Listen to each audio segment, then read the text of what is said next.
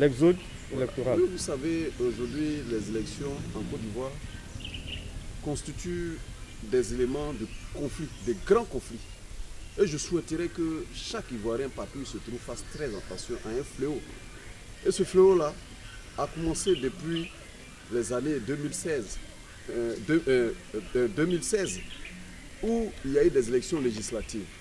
Nous nous souvenons que dans nos différents quartiers, nous avons été surpris de voir des personnes nouvelles venir se faire recenser dans nos différents quartiers. Cela nous a valu un grand étonnement. On appelle cela l'exode électoral. Je voudrais qu'on parle bien de cet exode électoral. C'est un fléau national qui risque d'apporter un grand conflit dans ce pays. Il s'agit de quoi? Des individus qui habitent et qui vivent dans un lieu X, quittent le lieu d'habitation pour venir se faire recenser dans un lieu Y pour y faire leur devoir civique, c'est-à-dire voter, sachant qu'ils n'ont aucun intérêt dans le lieu où ils sont en train de voter. Or, la démocratie aurait souhaité que ceux qui ont les intérêts, ceux qui vivent, la population qui vit et qui a les intérêts dans cette localité, a le droit de voter, a le droit de choisir celui qui peut les représenter valablement, qui peut leur apporter le développement.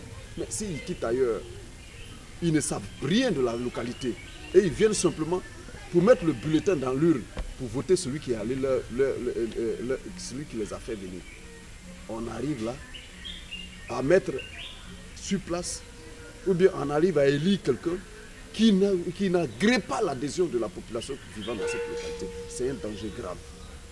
Je tire l'attention de tous les pouvoirs publics pour qu'ils observent attentivement ce grand fléau qui risque de créer un conflit auquel on ne pourra pas se séparer. Aujourd'hui, quelqu'un arrive, il a des moyens, il fait venir une population d'une autre contrée, venir se faire recenser dans la localité où il voudrait être candidat et il gagne sans l'agrément de la population qui y vit. Et là, il devient un danger. Il devient un danger parce qu'il s'en fiche. Il se dit qu'à tout moment, il n'a même pas besoin de leur sympathie pour être réélu. Il lui suffit seulement d'avoir de l'argent fait, de revenir encore sa même population pour être élu. C'est un danger grave.